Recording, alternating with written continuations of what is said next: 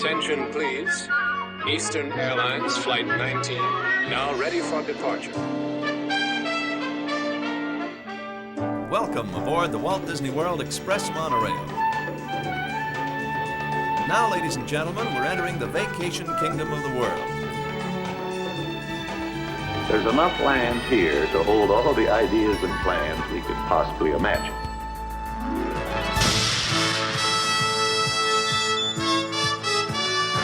We call it Epcot. Will be our experimental prototype city of tomorrow. Welcome to another episode of the Retro Disney World Podcast, taking you back to the vacation kingdom of the world, the way it was, and the way it is in your memories. All right, welcome to another episode of the Retro Disney World Podcast. This is episode 42, Communicore West. I'm your host, Todd McCartney, and sitting with me as always tonight, Mr. JT Kuzier. How you doing tonight, JT? I'm good, but didn't we already talk about the Communicore? Ah, we did, but it was the East. Now we're moving to the West. And for Hal, we'll introduce Hal Bowers, who always gets confused of what side, what north, south, east, west version of Epcot he's walking into.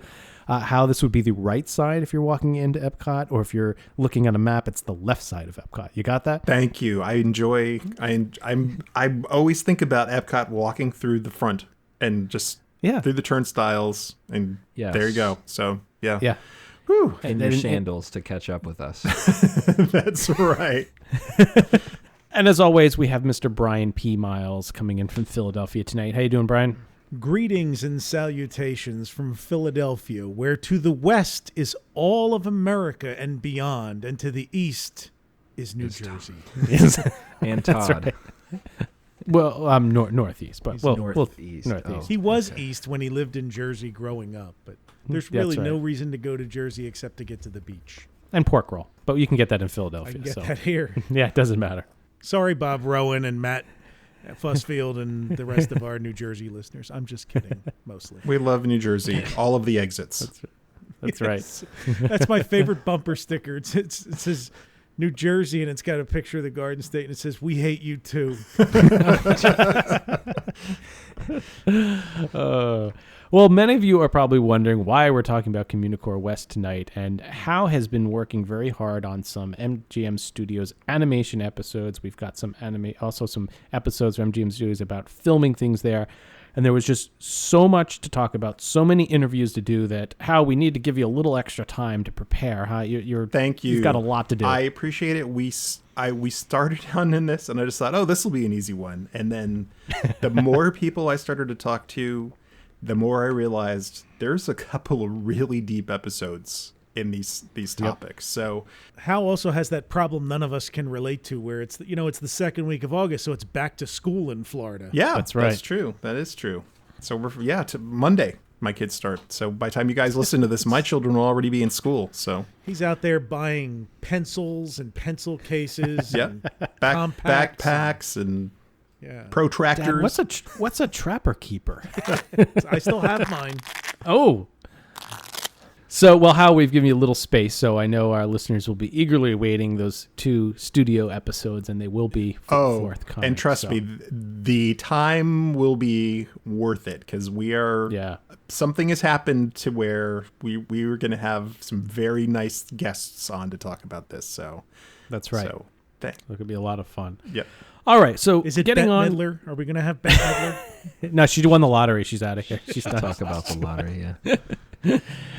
So, all right, well, let's start with comments and corrections as always. A couple months have gone by, and we've talked about multiple times now the Chapeau shop in Main Street, USA, as that was one of the hidden gems of the where you pick up the phone, the old-timey phone in the back, and apparently a lot of people have written in, and the earpiece is sadly gone, and it's broken, and it's not operating. So, but might be available on eBay. You never know. Yeah, you never know. Look for that random earpiece. I hope it wasn't a listener who heard us suggest it and they went and destroyed it. That just thought if they took the earpiece with it, it would still work. It was definitely destroyed before that, because the emails we got were like, "Hey, I was there 3 weeks ago and it was gone." So, it was gone. So it's not our fault.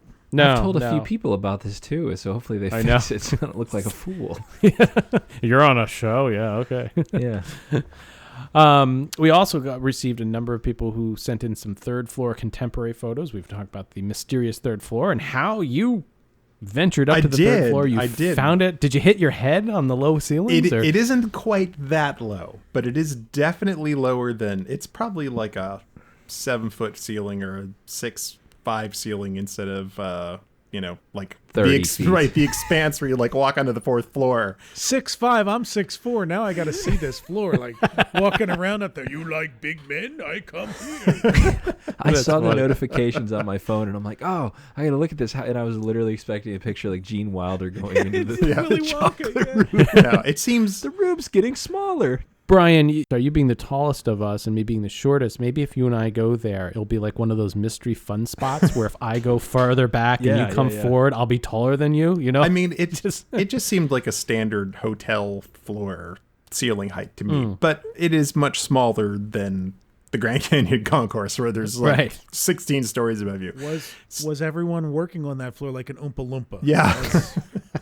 So I went on it was a Saturday after 6 o'clock. So it was deserted. There was when you come off the elevator, immediately to your left is the gym, the workout area. So that is there, and then there were several offices for like the catering company and some other management thing I can't remember off the top of my head now. And then if you walk down this hallway, you're up against the edge of the contemporary, and the wall is slanted. But I don't think there's anything back there. I think where that would be, if you were in a room above, there'd be glass there, but there it's just a plain straight wall. So and then like a long hallway that I didn't have time to like go exploring any further because I had my young children with me. But it's there. You just have to take an elevator. It doesn't require any special like key card or a magic band activated with anything. You can just get into the elevator and push floor 3 and have yourself a good time. So go down there and check it out. There we go. And we also had another listener write in about mysterious third floor in the Canada building. Somebody says, my understanding, it was a tourism info spot. Any... Right. Okay, so what this is referring to is when you go into the Canada Pavilion and then you go past the trading post and then climb the stairs with the Hotel Canada on your right-hand side. There's like a small... On the left, there are these small sort of like little villagey house-looking things. It's got like a porch. Yeah. And then on the right is like it is attached to the hotel, and there's doors and things there. So the question was, he thought that building used to be open and that there was a tourist info spot there. Gotcha. I went back and looked in all of the guidebooks that I have from 82 forward, and I never see anything listed as being open in there, where the tourist information centers and the other countries are usually listed in location. I don't remember anything ever being there. I recall seeing some early plans where the stuff on the left was supposed to have like shops with like handmade goods in it. And then the area on the right-hand side in the hotel was supposed to have maybe like a quick serve restaurant in that spot, which I assume would have also used the kitchen that was in Le Cellier, which is attached to that building space. Gotcha. But for whatever reason, whether it was lack of sponsorship or lack of need, that never got used. And I understand that the floor in the Canada part in the Hotel Canada section ended up getting used just for offices, because at some point there was just a need for office space in Epcot, and every place that was nothing ended up getting taken over by like internal offices or just like merchandise storage. So to the best of my knowledge, it never actually opened up as anything. Gotcha. Okay, there we have it. Woo! Well, let's move on to listener mail. JT, we've got a bunch sitting in there. So what do you got for tonight? All right. Well, we've had a good chunk of emails coming in. Lots from our half and 3/4 episodes. Lots of little comments and positive feedback. Our first message is from Kylee, and Kylie's a big fan, but she did say, I've unapologetically bought every item you've promoted in your show, from Tammy Tucky to Together in a Dream. Lots of good stuff out there. We've interviewed, promoted, things like that, and she also was hoping to win one of Chris's books, which was one of our last episodes. So thanks for the support, Kylie. I'm sure our interviewees and guests surely appreciate your support as well. Next up, Diane Jones, she wrote in and said, I enjoy your podcast so very much. Love the details. While listening, often add new tidbits to my list of things to do, things to see and things to look for when she goes to trips. So she just builds this constant list as she, hears things from us. And surprisingly, I kind of do the same thing, Diane, just because I learn a lot while listening. So, and recording. And that's kind of cool. So thanks, Diane, for listening, making your list, and be sure to enjoy that stuff when you get to the parks. Next one, this was kind of a big one from Eric Jacobson. He said, episode 41 was a lot of fun. That was our Fort Wilderness Railroad episode, which feels like forever ago, but that was our last full episode. Yeah. He says, when I grew up, my neighbor leased and restored an old steam locomotive. It used to be part of the Louisiana sugar plantation. He built a short span of track through his backyard and woods. After hearing the show, he wonders if the track was a lot like the first round at Fort Wilderness. And I thought that was pretty cool. He's got like a sort of a quasi Fort Wilderness Railroad in his neighborhood when he was growing up. So pretty cool. Let's hope it was built better than the Fort Wilderness one. That's right. What is it with the sugar plantation, railroad engines? It's really interesting. Now, is it engine or locomotive? I forget what the proper. I think it's locomotive. Locomotive. Yeah, it's the not official. An engine Right, or the motor. Exactly. But I know. I tried to catch you on the episode, but I tuned out the few times you said it. I think majority of our listeners knew where I was getting this. So Yeah. Engine, locomotive, they'll just be synonymous on this podcast. Tomato. That's right. They move. They're the thing with the power. But we did find a fascinating number of our listeners who were involved with some local and regional railroads. And tourist railroads and stuff. So that was kind of a cool thing that came from that episode. Yeah, we got to go ahead. We got a couple shouts out from the main narrow gauge railroad in Portland, I believe, and the Cog Railway in New Hampshire, and a couple other people who also a number of people went out to the museum near you in Strasbourg, Brian, and visited the Olamana and sent us some pictures of them visiting up with the Olamana, which was pretty cool. So I am headed north next week to visit both the New Hampshire Mount Washington Cog Railway and the main narrow gauge railway with our listeners. So I'll report back. Excellent. Sweet. Eric also said he's one of the newer listeners catching up and reconnecting with some lost memories of trips. And he talked about a photo of his mom with Mickey at Mickey's Hollywood Theater in 1988. He has a stamped 4-day passport from 1989 and a few fleeting memories like seeing the Swan and Dolphin under construction. So lots of good stuff here. He talked about he's from Mississippi. So thanks, Eric. We appreciate you listening. This kind of made me want to almost have like one of those cork maps in my office and just sort of put pins in it where people are listening from. I think that'd be kind of cool. But lastly, got an email from Mike Pickney. He said, I remember that in the post-show room of a Walt Disney Story, there was a model of Disney property as you first walk in. I seem to remember it having a Discovery Bay and a Dumbo Circus as part of it. Was this a model of Walt Disney World or Disneyland, and do you happen to have any pictures of it? I think Hao did a little digging on this one. I know exactly what model he's talking about.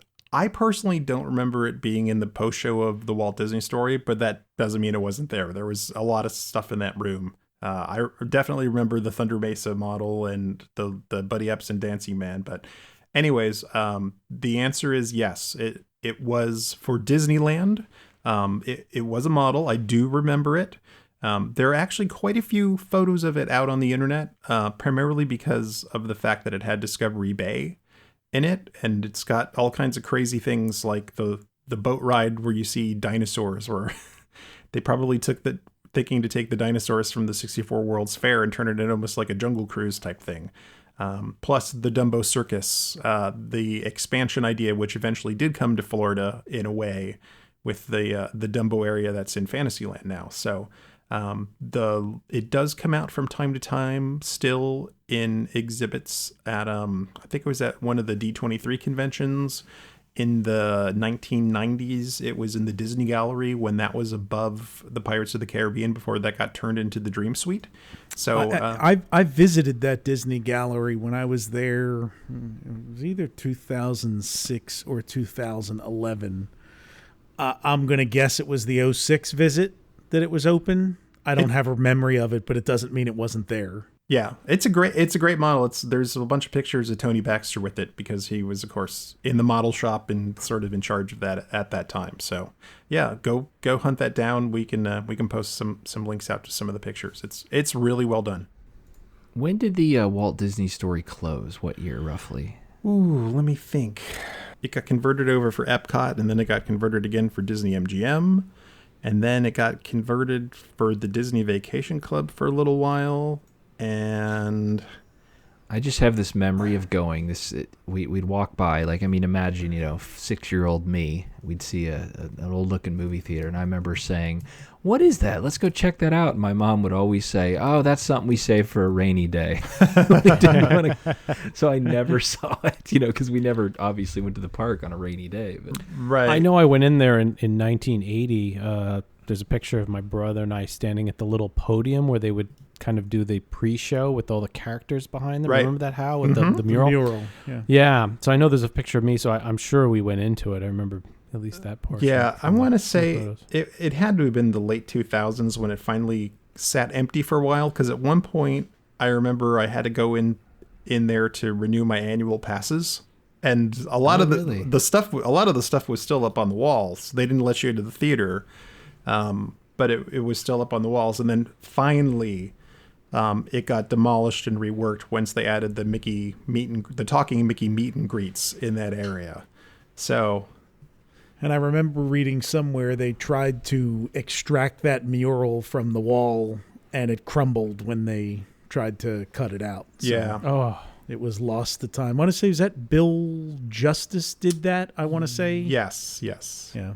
Oh, here we go. It's a fantastic mural. So many. And then they would add characters, like as they released like Sword in the Stone and stuff, they would add stuff to the mural over the Black years. Cauldron was the last film to get added to it. Oh, so here we go. So it closed in 1993. Yep, that sounds about right. In 1993, it was converted into the annual Passport Redemption Center that I talked about. And then from October of 1996 to 1998, it became a welcome center for the 25th anniversary celebration. So in 2011 is when it finally got officially switched over to the Mickey meet and greet and was done. Gotcha. So cool. All right. Lots of great emails. We appreciate that. Check us out on the socials at RetroWDW. Like us on Facebook, and also we kind of discussed this today. Subscribe to us on YouTube because we do put lots of videos up there as well as Vimeo. So be sure to check out those couple places, and to email us for a chance to get on the show. Podcast at RetroWDW.com. All right, well, it's time to do the audio rewind. Guys, get last month. It was kind of a lot of people wrote in. I was shocked at how many people got it right, because it was kind of a little of an oddball one that not many people have heard. Had some diverse answers on that. Yeah, had some diverse answers. Yeah, we did. So let's take a listen real quick.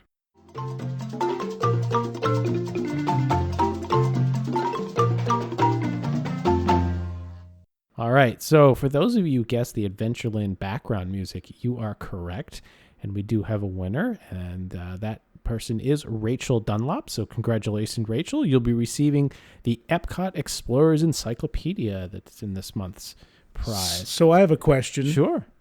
About that. This was the one where some of the people were sending us the actual title of the music and who did it. Right. So how did everybody know that? I don't know, because I don't even know the exact. I have so many background tracks to Adventureland and other areas that I was pretty impressed. So, yeah, some people caught the song. Some people said I was going to say that is probably one of the best researched of the background loops, because it's been out on the boards for a while, like who the who the artist is and what the songs are, because I think that whole loop comes off of only 2 CDs. So it's pretty easy to acquire those ones for yourself. Wonderful. So the one that I randomly chose from our large archive happened to be the most... is one that everybody who was on the Rec Arts Disneyland That's right. board in the 90s. How you can pick out next month. We'll make it a little more challenging. All right. It's something that wouldn't be out there normal. So there you go. You know what? It's gonna be impossible.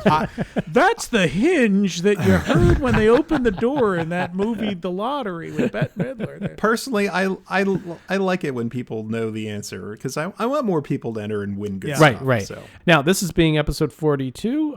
We had some trivia in episode 41.5, which was our interview with Chris Smith. And the question there was, what Disney resort was constructed on the original spot for the Asian resort? And the answer is the Grand Floridian, of course, is where the Asian was going to go. And the winner is John Tierney, and he is going to receive a choice of one of the books that Christopher Smith wrote. So we'll get that out to you. And as a special gift to everybody who sent in the correct answer, we're going to enter you all into our large prize pot, which comes out at the end of this year. Okay, so we need a prize for this month's Audio Rewind, and I have in my hand here a 1993 souvenir brochure from the World of Motion. So it's got all sorts of concept vehicles and the S10 Tahoe, the Chevy Astro's in here too. And get to know the Geo. So a lot of great stuff in here, as well as information about the Trans Center and the ride itself. Take a listen. This is Hal's Choice this month, and see if you know the answer to this Audio Rewind.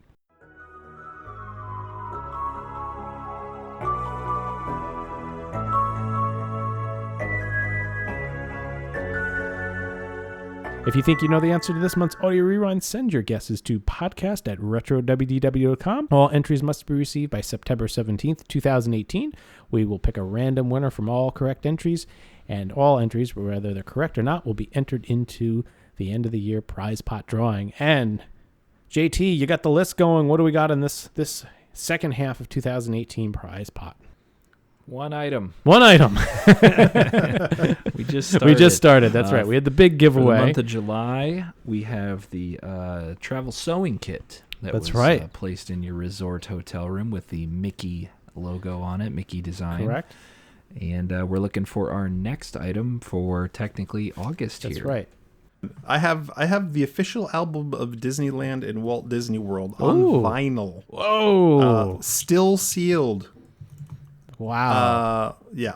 No needle. Are you sure you want to give that away? Yeah, we've actually given one away before. We're going to give away. We're going to give away another one. There we go. He bought a piece of vinyl. He bought the whole Sam Goody when it was going out of business. So here's the backstory. There was a store in Florida called the Everything's a Dollar store, and so when items from Walt Disney World would show up, I would frequently just buy all of them. So I bought like 10 or 12 copies of this album because it was only $1.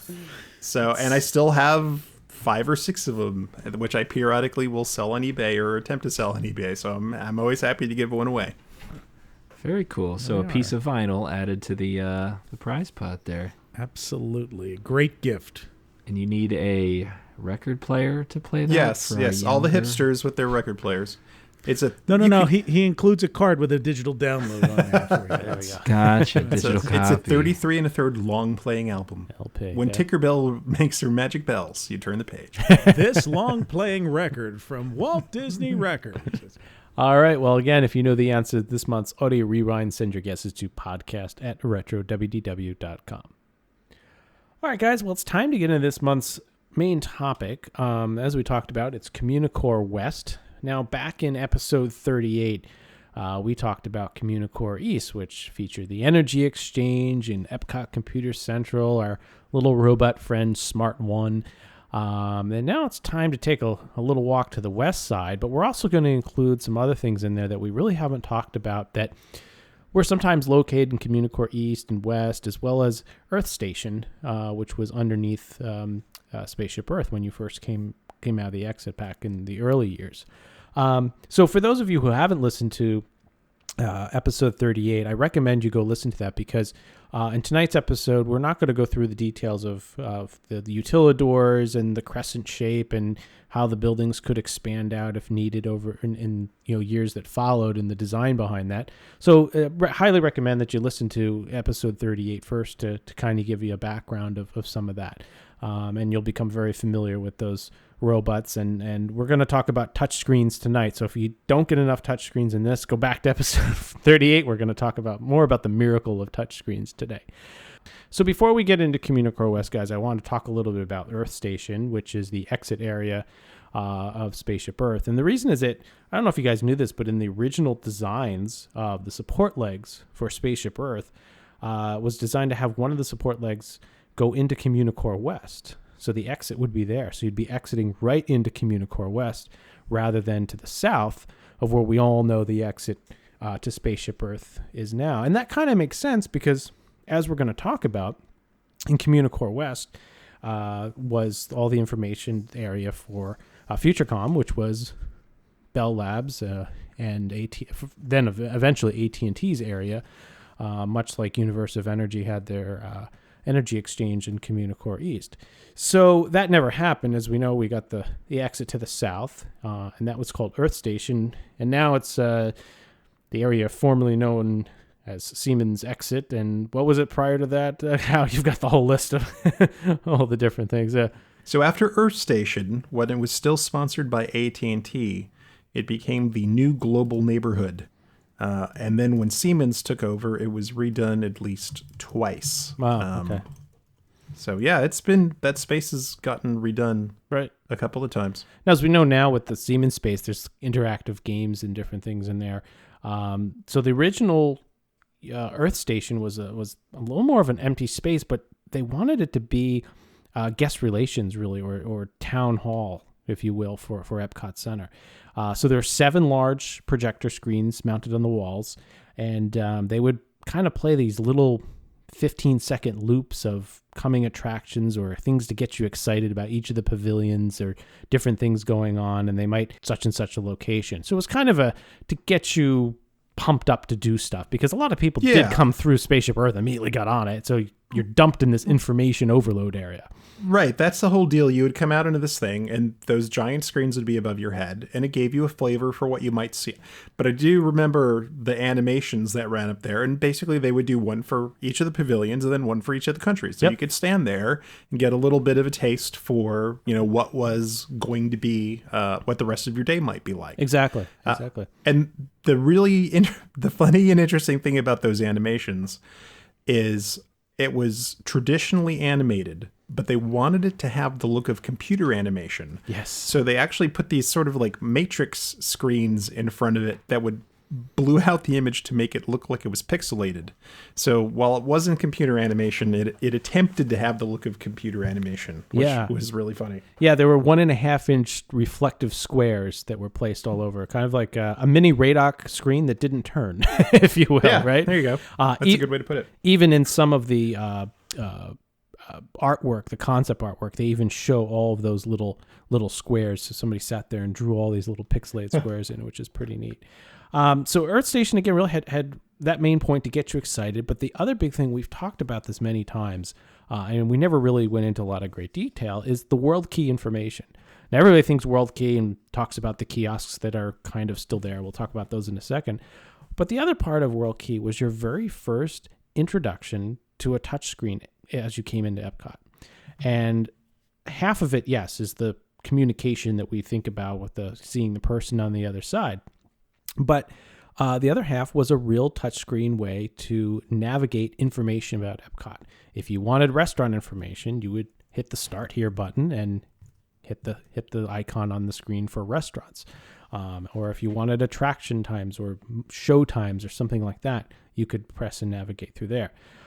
Inside of the book, Walt Disney's Epcot, there's a wonderful couple-page description of what they wanted Earth Station to be and really what it came to be.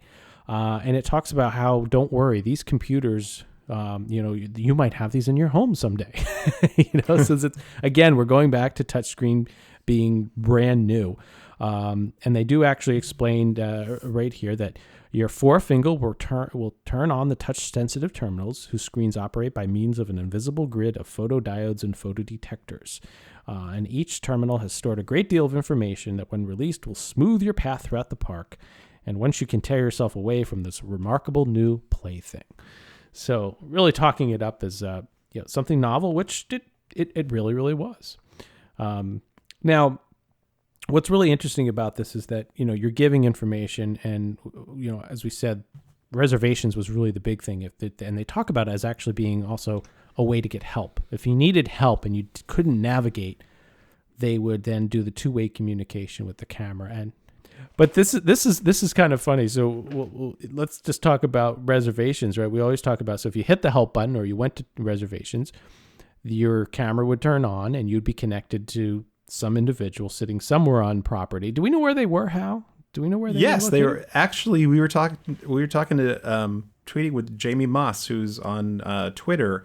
They were actually right in the big building. Well, now where in the Computer Central where guest relations is, they were actually there. So they were like 50 feet away.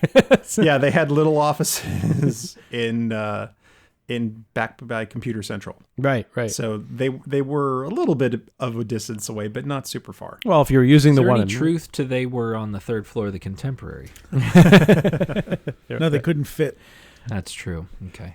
I love this one too. There's a great line in here. So suppose you're making a reservation. It says, there'll be some places, shows as well as restaurants, that will be 100% booked. But if people know that X is booked, but places at Y are available, they reserve at Y. It turns a negative experience into a positive one.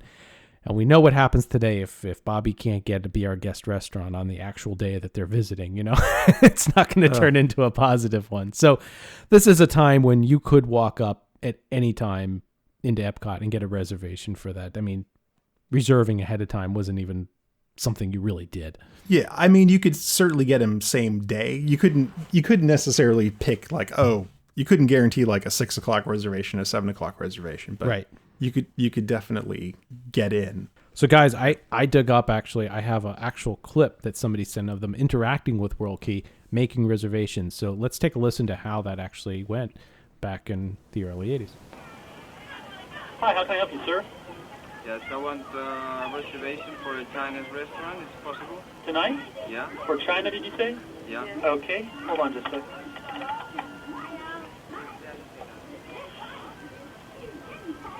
Okay, how many people in your party? We are 3 persons. 3 people? Okay, I can get you at 8:45 or 9 o'clock. 9 o'clock? 9 o'clock? Yeah. All righty. Guys, do you remember where they were other than here in Earth Station? There was about 10 or 12 of them lined up, right? I think in Earth Station. Do you remember the other locations? Yes. There were 10 kiosks on World Showcase, weren't there? There were there. Yep. There was 10 at Earth Station. There were actually 2 in Bell Systems exhibit adjacent to Communicore, so in Futurecom, which we're going to talk about in a little bit. And there were 8 in Showcase Plaza and 4 near the Germany Pavilion.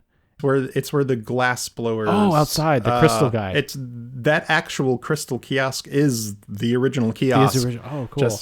Just they turned it into a shop thing eventually. Gotcha. Okay, so here there were plans for 3 more in World Showcase, 2 in Future World, and others wherever needed. The kiosks that were in the plaza between Future World and World Showcase, those eventually got turned into a DVC sales office. Right. They were demolished, and it is now the location of where you would get your Agent P stuff to do the Epcot Agent P adventure. Correct. Yep. Now, this is interesting how I never knew this. It says visitors to Walt Disney World may already be familiar with the screens installed there as prototypes in 1981. Do you know where they did prototypes of these? No, I don't. I cannot say. Yeah. So it'll be interesting. Yeah, it'll be interesting. We'll have to do a little bit of research on that and find out where that came from. So, there wasn't much to do in Earth Station. We didn't really touch on it in Spaceship Earth. That's why I wanted to bring it up. But it is a good intro to what we're going to talk about here in a second as we move over to Communicore West, because that good portion of Communicore West was still sponsored by Bell Labs and then AT&T. Yeah, I think just the one thing I want to impart quickly about Earth Station, it was very open inside. It's like today there's a whole bunch of stuff in there, but literally it was just, the screens up above, the animated screens we were talking about up above the World Key information stations. And then there was a single desk for guest relations. And I think it was probably staffed by 2 people. So today you think about that gigantic line that is typically outside of the guest relations at Epcot. Like there were 2 people there to handle everything from handing out the audio descriptive services handsets to giving out park maps and things. So it was very, very different. Yeah. That's right. It was very, very vast open space. So and even the doors just opened up to the outside air. There were the air cushion doors. There were these glass panels that were kind of on slants that you would walk in and out of. So it was more of a full open concept. Right. Because now you kind of have to go backwards to go out, so to speak. Yeah, you have those little jogs. It's like a bathroom door. Like a bathroom entrance where you have to go in and go around. Yeah, exactly. Yep. So if we move over to Communicore West, we're going to start from the north side and work our way south a little bit here and work around. So let's talk about what Bell Labs and AT&T sponsor there. And I keep saying AT&T because they, with the whole Bell systems change and everything, I forget. Does anybody recall what year that was that became AT&T? Okay, so it was mandated on January 8th, 1982. So wow. So but they had a period of time to implement it. Yep. So okay. But I'm almost certain it was like 84. I'm almost certain they changed the sign in 84. Right. So by the time the whole corporation had changed, and that came around 2 years later. So about 2 years or so as Bell Labs. So what are we, or not Bell Labs, I'm sorry. The Bell system. The Bell system. It was 1984. Right. So, yep. But I have a feeling Bell Labs had a lot to do with some of the stuff we're going to talk about. So FutureCom, that's what AT&T and Bell Labs called this area, FutureCom. Very similar to Epcot Computer Central and Energy Exchange that we talked about, where it's a big sunken area, large room filled with interactive exhibits and touch screens and all that great stuff. And this one was sunken down as well. I remember you walk down, I believe if I recall correctly, there was around the Fountain of Information, which we're going to talk about. That's right. There was a curve, right? The gentle slope down, and there were some stairs in other areas. And again, that whole sunken feeling that you got that really kind of gave you this idea that you were going into something special. So the Fountain of Information was one of the main centerpieces, if not the centerpiece. And this was a kinetic sculpture, and it had objects from just about every form of communication you could think of.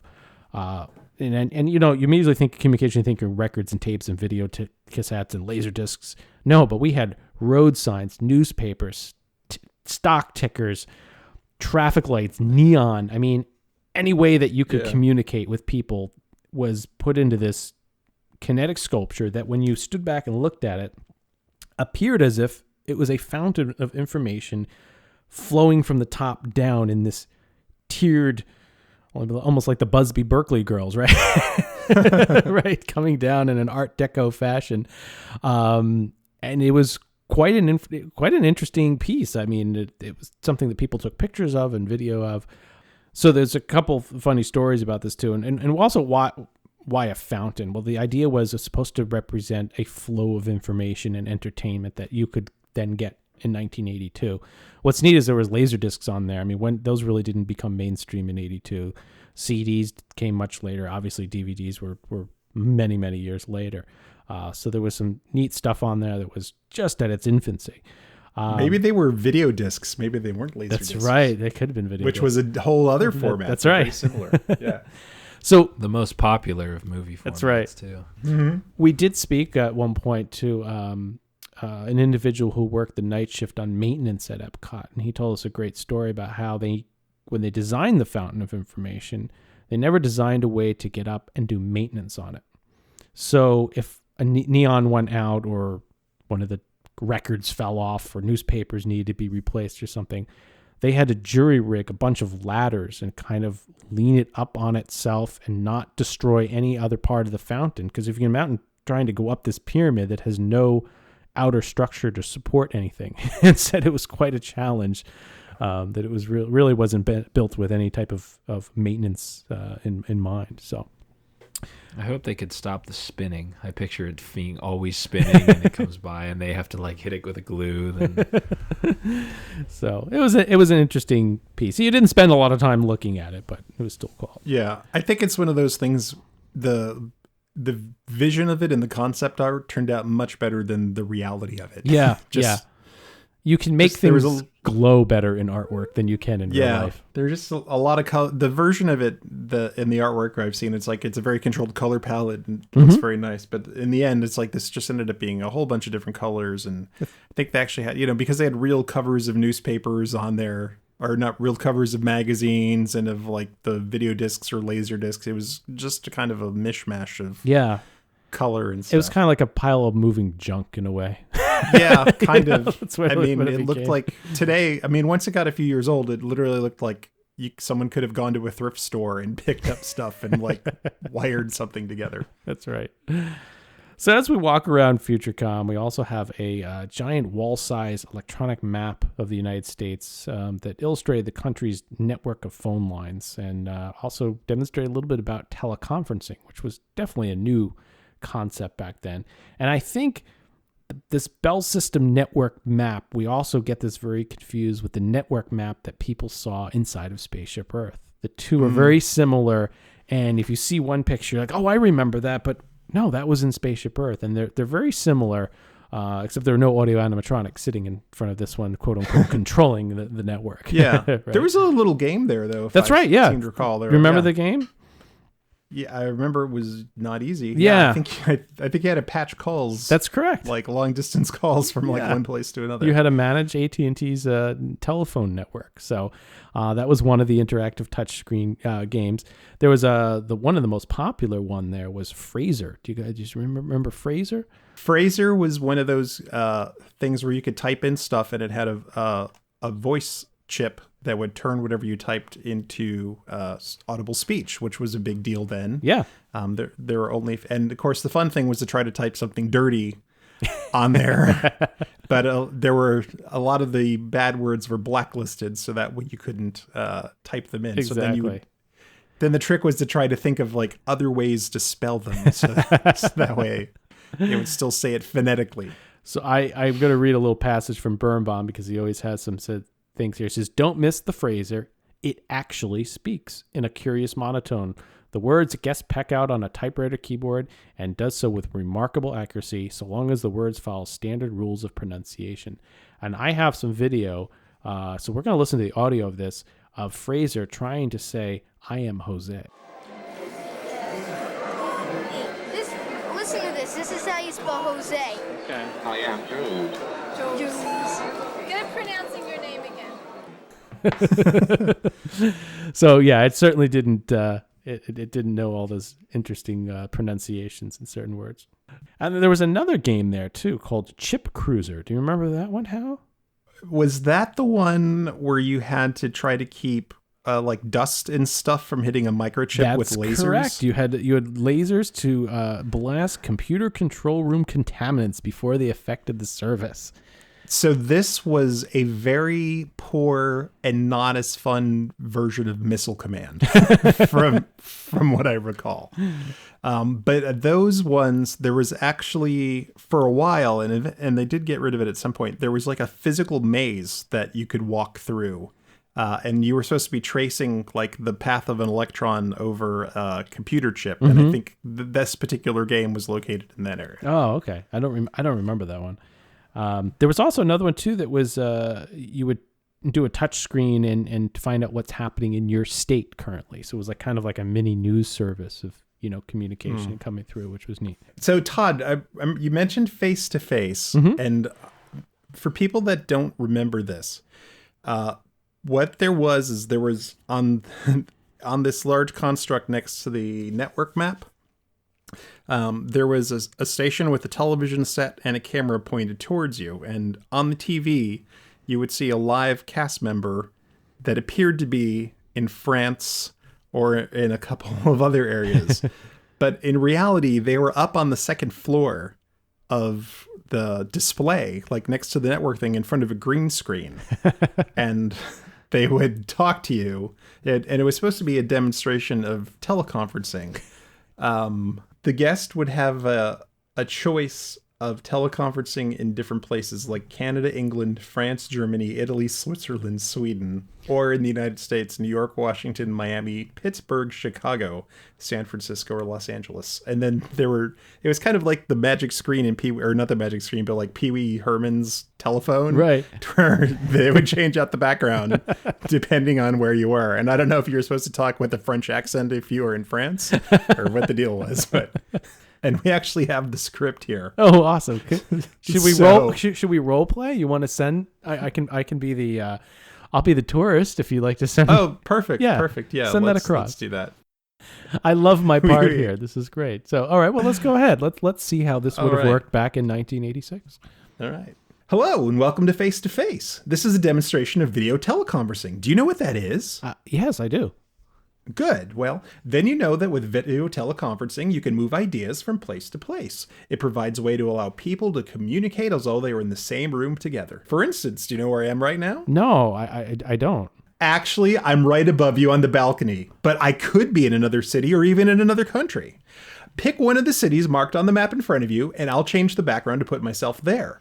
The cities and countries with the red, green, and yellow dots have public video teleconference rooms available now.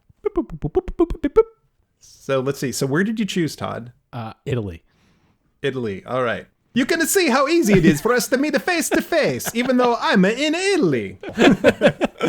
Well, how I think we get a good idea of how this may have worked for face to face. But yeah, now you guys can tell me, is when somebody's standing there talking to the screen, was it also again the huge, big, massive box they're talking to? You know, like CRT stuff. Oh yeah, giant stuff. Stuff. But I want to talk about now probably the centerpiece of FutureCom, which was a art installation of a kinetic sculpture of a different type that had a very whimsical Americana look to it, designed by a gentleman by the name of Walter Einsel. We have a very special guest with us tonight. We're going to talk a little bit about this kinetic sculpture, information behind it, documentation on how it was produced, and the notes. We have the granddaughter of Walter Einsel with us tonight, Lisa Bastoni. Lisa, welcome to the show. Hi, thanks for having me. Yeah, so Lisa, you are the granddaughter of Walter Einsel as well as Nayad Einsel, and both of them together were Americana artists in a way. They were actually some of the premier illustrators, corporate illustrators in the United States. They were going back and looking at who they were. It's like, actually, they had very remarkable careers. The style was Americana, yes, right. But like they did work for almost like every major corporation that was out there during the 1950s and the 1960s. And if I'm not mistaken, they were in the Society of Illustrators too, right? Yeah, they're in the Society of Illustrators Hall of Fame, actually. And my grandfather designed the Merrill Lynch Bull logo. That's probably the most well-known commercial. Yeah, this is serious talent. Right. This was not like a weird accident thing. And he did commercials for Allied Van Lines, I believe was one of them. Yes. There was a couple other that on some of the videotape that I helped you restore. We'll talk about that a little later. So tell us a little bit of the background of how you stumbled across and of some of these drawings, as well as not only your grandparents' background, but I believe you and I spoke a couple months ago, and you have memories of going to Epcot. And so maybe tell the story a little bit about how we got there. So I grew up very close to my grandparents. I would go over to their house pretty much every day after school.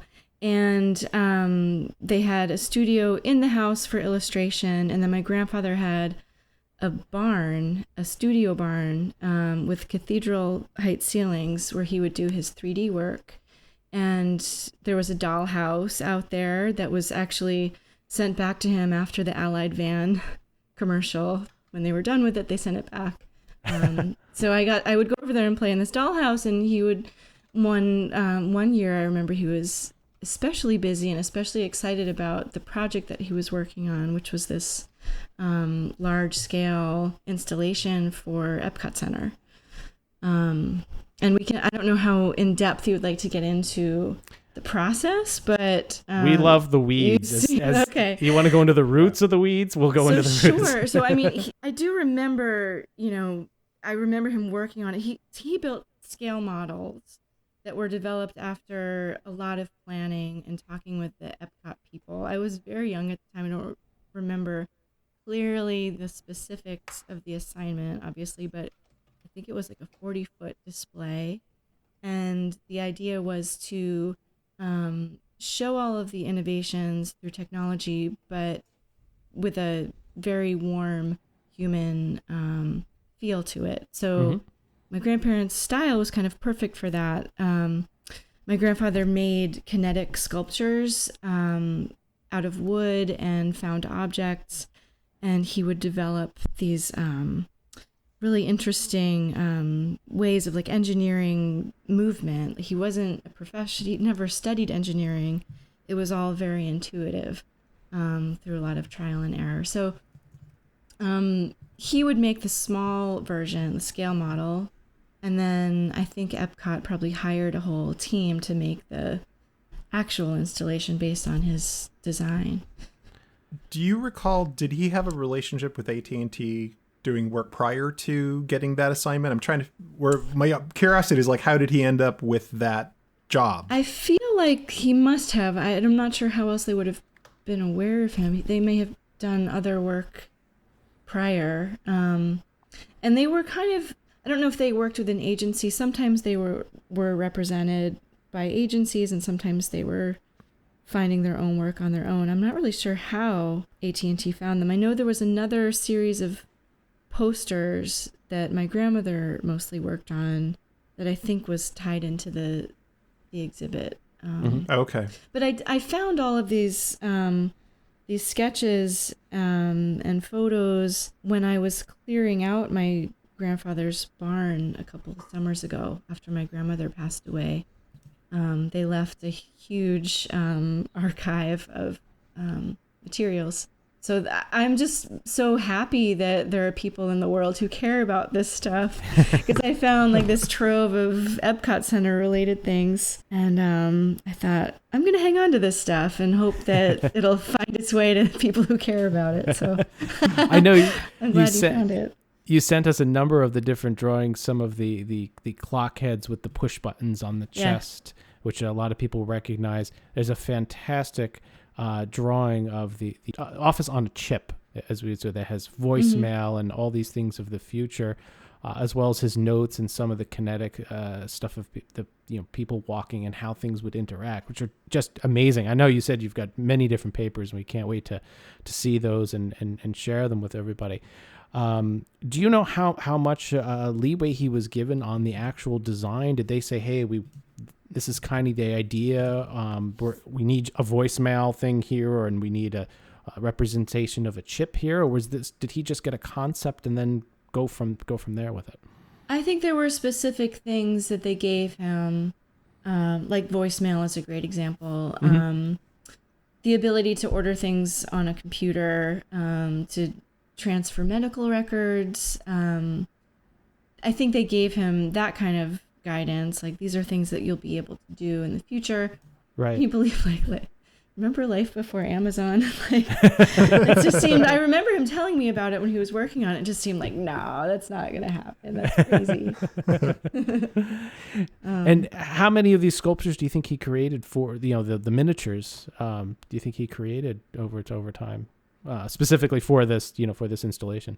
Well, I think he made all of them. I mean, there's the family, and then their chest keyboard parts like open up, and then there's like little vignettes inside each compartment. And then there's a Ferris wheel of phones, I think. I'm trying to remember what other elements there are. Well, there was one. There's a tower or something. And there was the only Mickey in all of Epcot that was hidden within there as a Mickey clock. Somebody had added that in, which is a neat little piece of history, that before the characters came to Epcot, that was the only reference to Mickey Mouse in all of Epcot Center was on that. Oh my gosh, on that sculpture! So that's so cool. A neat little thing, yeah. Now you have the papers and stuff. Were any of these vignettes and little models ever left? Do you know where they went to, or? There were so many things that accumulated over time in the studio, and the models were made out of balsa wood, or just some kind of really light, easy to carve wood that didn't really hold up very well. So some of the sculptures, maybe some of the larger pieces were saved, and I'm actually not sure where they are right now. And others may have just kind of dissolved over time, right. Unfortunately. But they're pretty well documented with this video. And I don't know where I imagine like some huge storage warehouse at Epcot where they eventually moved the large scale version. We would hope that it's saved somewhere. I have no idea. I don't know. Now, a lot of your grandparents' work is also in, I believe, in a university museum in Connecticut, is it, if I'm not mistaken? Yes. They, in addition to their commercial work, they did a lot of work for each other, just personal Valentine's and birthday cards. And my grandmother was also a songwriter, so books of poetry and songs. And they're archived together at the University of Bridgeport. And they're also, I think there may be some at Pratt or Parsons, one of the schools that they went to. They were able to keep some to store it. So if any of the librarians from those universities are listening, there might be a swath of people coming to check out some of the archives of the Einsels. That's great. Now, when we were talking, Lisa, you had mentioned that I know he went down there for was it the grand opening of Epcot, or afterwards you went down there as well? Could you tell us a little bit about that? I think it might have been a few months after the grand opening. I bet you know what month it opened. Yep, that was October. Okay. Yep. Well, it might have been pretty soon after that. Okay. We flew down to see the display, and I only have the vaguest of memories of that trip. I remember the Polynesian resort where we stayed and eating all the pineapple. And I remember like the monorail just seemed like this totally futuristic thing. It just seemed like from the future. It was the one and only time I've ever been on a monorail in my life. And I remember seeing the display and seeing the Age of Information, and maybe visiting some of the countries. And I was probably 6 or 7. So I remember it was really hot out. I didn't really appreciate it as much at the time. That was a pretty exciting thing, and it's cool that I had the chance to do that with him. Right. So was that a trip that he wanted to go down and do himself, or was there an unveiling or anything like that? I don't remember there being any kind of special unveiling. I just remember maybe we had a map and just finding our way to the what was the name of the hall? It was in FutureCom. Was the name? FutureCom. FutureCom is the name. Yeah. And I a lot of people call on the video. We're going to talk about that in a little bit that you provided us, Lisa. It was mentioned as the Einsel Theater. It was also called the Age of Information. But how do you know? Was there any official? Other than FutureCom, was there any other official name for the installation other than Age of Information? Or it actually, so I'm looking through the FutureCom SOP study guide, which is their standard operating procedure study guide.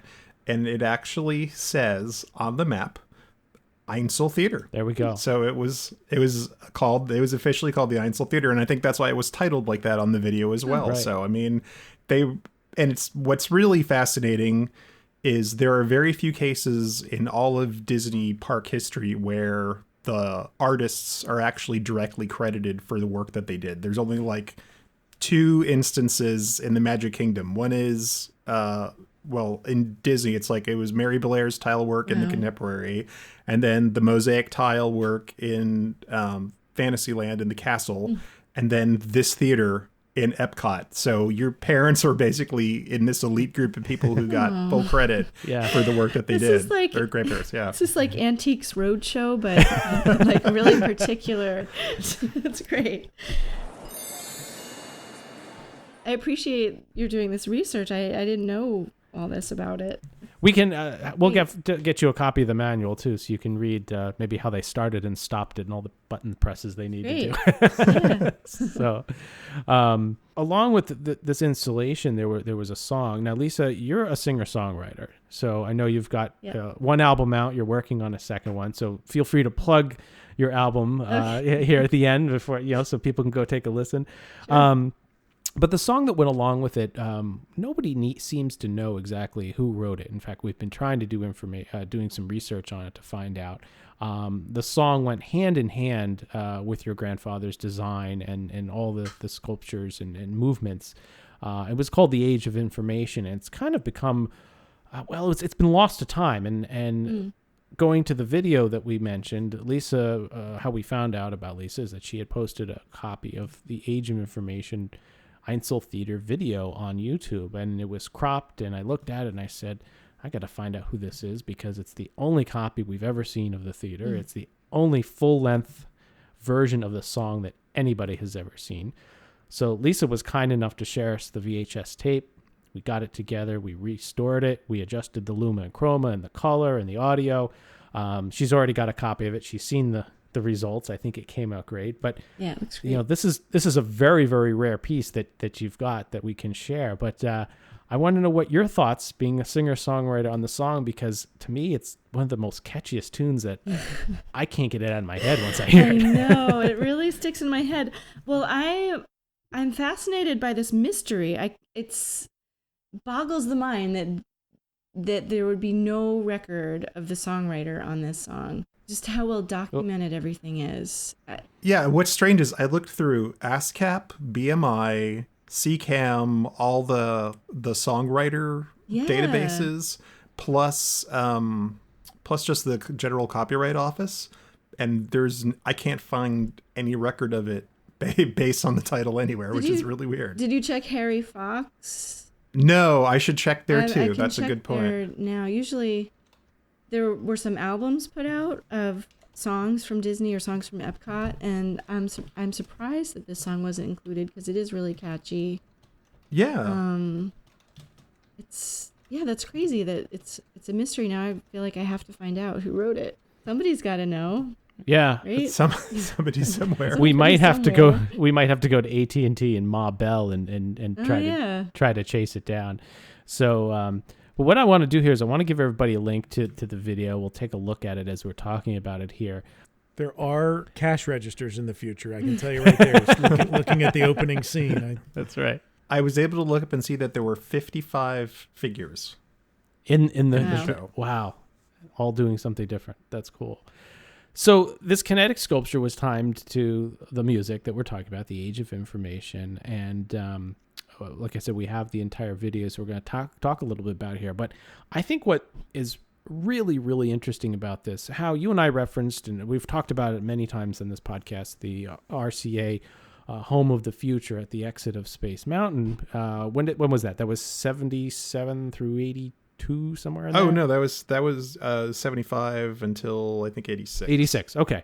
And that predicted a lot of things, such as they showed laser discs and... purchasing things on widescreen curved widescreen television. Yeah, who would have thought? Who would have thought? Yeah. So Futurecom being all about communication, there was an emphasis with Ma Bell as well as, and then becoming AT&T being a sponsor. There was a big emphasis on the telephone, and when you start this music off, the first line just tells you they're going to hit this on the head. Here, reading this in 2018. Now Mom and Dad and Junior can own a newfangled smart telephone. I mean, right there, it's off now. The bat.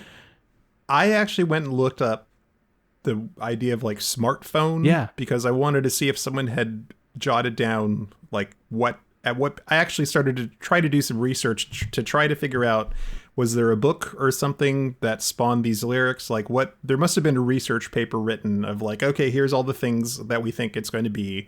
And then that got flipped into the song, which then influenced the sculptures, and it all worked together. Right. So I went back to see where does this, because the information age, that was like a thing that started to happen in the late 1960s. People started to talk about that. And I think there were a couple of very early instances before that too. But the first usage of the word smartphone didn't happen until the late 1980s. So with this, using the term smart telephone, this is actually the earliest public version of the idea of a smartphone that ever happened. Oh my gosh. How smart were they thinking back then? Well, why don't press play? Watch the video. It's amazing all the things it can do, JT. Yeah, it's unbelievable. That's a line from the song, right? Yeah, that's right. See what he did there. I love a thread of glass so small. It's yes. a way to describe fiber optic cable, right? Yes. And they get in, send your heartbeat clear across town. When you want to go shopping, it will bring the store to your front door. I mean, we got drones delivering stuff soon, you know? Right. And there's a couple other lines in here that I think are really telling of the time. We all know what the whole Facebook data breach and everything a couple months ago. And there's a great line here. If you want data, you'll get that data. And only the data you need. So it's really, really interesting. You will talk to two or quite a few on a teleconference call. And there's just so many great lines. And still mail your voice like a letter. That's, I think, one of the ones that really... Oh, just like your phone will be a computer. Yes. Yeah. yes, it is. Absolutely. It makes your bank deposits. It Right? does that. Yeah. How about the office of tomorrow will be the very model of efficiency, as if we wouldn't find a way to slack off when we're at work somehow, Right. even with all these distractions of Facebook and Twitter and everything. I think the humans still managed to ruin that one, We'll figure despite it the out. computer's best effort. That's right. That's right. So, I mean, it's amazing how much it really got right. And, talking about, and I'm watching the video here of the stock report and the figures that your grandfather designed, they're so perfectly, set up to the lyrics. It's fantastic the way that everything goes hand in hand. And such a neat. And actually, if you for everybody who wants to look at the video, we're certainly going to release it with the podcast. But you can see that Mickey Mouse clock I was referencing at the 2:36 mark. It's in the body. It's in the head. I'm sorry, of the smallest figure of the large figures. The boy holding the bat, and his face is the Mickey Mouse clock, which is neat. So you can really take a look at that. And I think we have the size of this thing overall too. Let me see. I thought we had. Do you have that, Hal? Maybe in the SOP? Yeah, she's 40 feet. That's 40 feet. Okay. That was the length of it. Yep. Yep. And it's hard to tell, though, how was on the upper left, there was a gentleman riding a bicycle hooked up to pulleys. Was he supposed to be powering the whole thing? Do you recall? And I have to find so I think there were a couple kinetic elements that moved the entire time. Mm-hmm. And then all of these smaller elements would sort of come to life as the lyric so they would light up, and then as the lyric of the song would come on, it's like they would move appropriately. So, but I think there were a couple elements up there. I'm trying to remember if he was almost I believe he was almost in like a little flying contraption pulling the banner, and the banner had the title, The Age of Information, on it. Right. No. Yep. The video is fantastic, but what not a lot of people have is a big wide shot, I think, of the entire the entire installation, which is it was really so cool. Now, have you noticed, did your grandparents put themselves in here any place? Sometimes artists are known to sneak in portraits of themselves or friends and family. No, I don't think so. That the characters are sort of there was a way that my grandfather would show people. There was the man with I think it's steel wool hair and mustache and eyebrows. That was sort of a way that he would make a man. So there's his way of showing certain characters. The red hair is sort of a common thing. The mom figure who's sort of flying with the banner. Is that what's happening on top there? Right. Where it says Age of Information. There were a few other sculptures that my grandfather made that were whirligigs of people flying on a bicycle. That was the thing he did a few times. Why does the cow say corn 3.92? The farmer's getting the current price of corn on the side of the cow. Exactly. Got it. So it's in Now that's called e-bovine. So I love the voicemail. He's like talking into a mailbox in order to send his voice at the 3:46 mark, which is really great. I mean, the interesting thing is everything is marked. It's like, there's words that say electronic mail because these concepts are also new. Right. And the teleconferencing is like one guy talking on a telephone and there's a Ferris wheel of people that he's talking to sort of going by. Right. To indicate that he's talking to more than one person at a time. But like everything in here had to be explained because these were all brand new concepts. Right. It's touching on something you said before we started the interview, how it's so interesting because now I would stand here and stare at this for an hour and a half, if no matter where it was, just the intricacies of it. In, adolescent me in Epcot Center, surrounded by the rest of Epcot Center, this is the kind of thing I would have looked at and been, for a minute or two, and then we would have moved on to something cooler, something technological, something wow. But again, you appreciate it so much now that you're older. Yeah. You're looking at this like, my God, I would love to just stare at this thing for hours. Yeah, I mean, at the time, everything about it seemed out of place there. It was like jarring almost to see this, like, this thing made, beautiful. It was beautiful, but it just didn't seem to fit the style at all of the rest of the park.